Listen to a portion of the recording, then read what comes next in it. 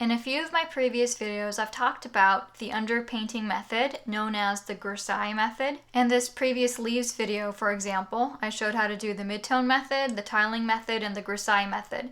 And I used a gray Grisaille underpainting, which is the most common Grisaille. In fact, Grisaille means the gray. In this video, I'm going to actually show you how to do different kinds of underpaintings that are also variations of the Grisaille. So what this basically means is you can do your value underpainting in many different colors. You can even do it in pencil. Now, of course, you don't have to do a value underpainting for your project, but in case you do choose to do one, hopefully this video will help you understand the different ways you can achieve that. So let's start with showing you how you can do a complement shadow mix as a value underpainting, and also at the same time show you how you can do that with a watercolor pencil instead of wet paint.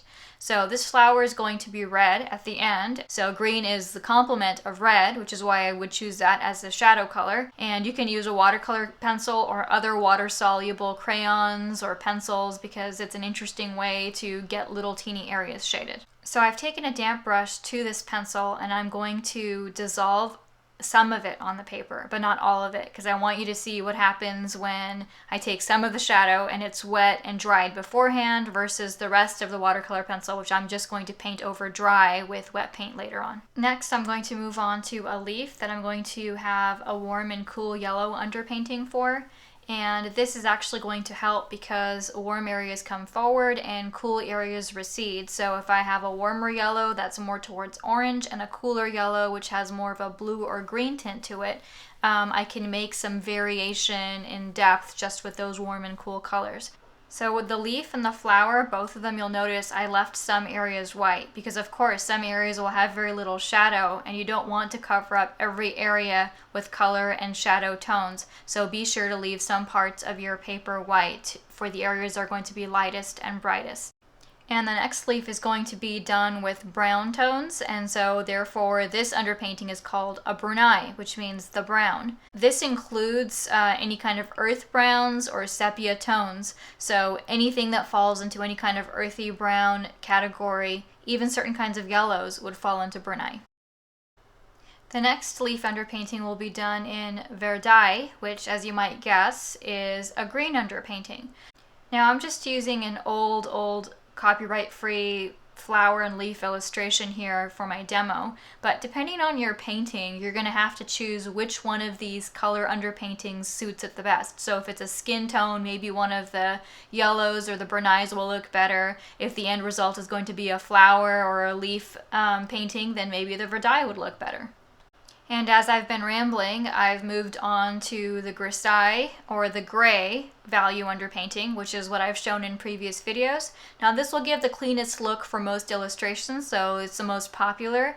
I'm going to go back and darken up my Verde and also my brunaille because it looks like they've dried lighter than I wanted them to look, and that happens a lot with watercolor. And you can just go back and darken up your colors if you want to keep working on them. This next leaf is going to utilize a shadow mix Grisaille, which is basically a mix of red, yellow, and blue. The shadow mix Grisaille is actually the easiest underpainting to use. You can't really go wrong with it because your shadow colors are going to be a mix of the different colors you're using for your painting. So if you can't decide what color your value underpainting should be, then just use a shadow mix of your colors.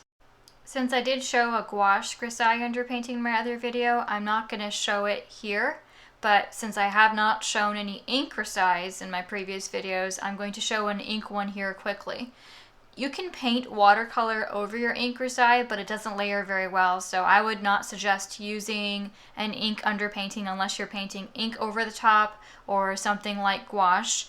Okay, darkening up my shadow mix before we move on. And I'm going to use a damp scrubber brush to scrubbity a edge I don't want outside of the ink leaf. So let's look at all the different Grisaille variations we have here. First, we've got the complement shadow mix, which is a green for a red flower. We've also got some pencil, which is just some gray graphite shading. I've also left some leaves without any underpainting so we can see what happens with those.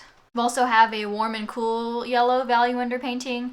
We have a Verde or green value underpainting, a brunaille or brown value underpainting, and a Grisaille or gray, the most commonly used value underpainting, as well as a Grisaille done in pencil, which is graphite shading in a bigger leaf, an ink Grisaille, which is also gray but done with permanent ink, and finally a shadow mix Grisaille, which is a mix of my 3 primary colors to make a shadow gray. Okay, so now let's take a phthalo green and use it for all of the leaves in this painting so we can see how they look different with the same color green on top.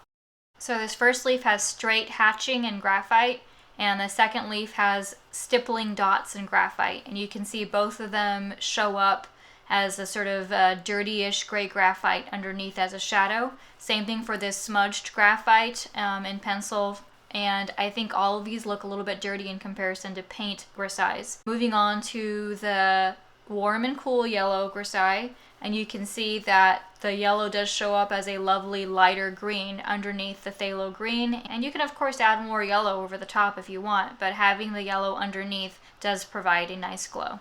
Because our Verde favors a yellow-green, it looks pretty similar to the warm and cool yellow undervalue painting. So those both look similar. Of course, if the top color hadn't been green, the Verde would have looked very different. Now I'm going to paint over the Brunaille leaf, and it looks just a little bit warmish redder in comparison to the other 2 leaves so far. The gray Grisaille watercolor leaf is going to look very neutral, not at all sort of warm or cool in comparison to the Verde or Brunaille leaves. The shadow mix leaf is also going to look like it's more neutral, but it still has close up more life to it than just using the dead gray. And again, that's because the shadow mix is mixed out of colors and not out of black. The Grisaille that's done with black ink is going to provide the highest contrast out of all the other leaves because, of course, black ink is super dark in comparison to watercolor colors. I'm going to go back and do the leaves that don't have any underpainting at all now. Of course, be the most washed out leaves because they have no shadow underpainting at all. Lastly, I'm going to go back and do my complementary shadow example, which in this case is going to be a red flower over a green shadow mix underneath.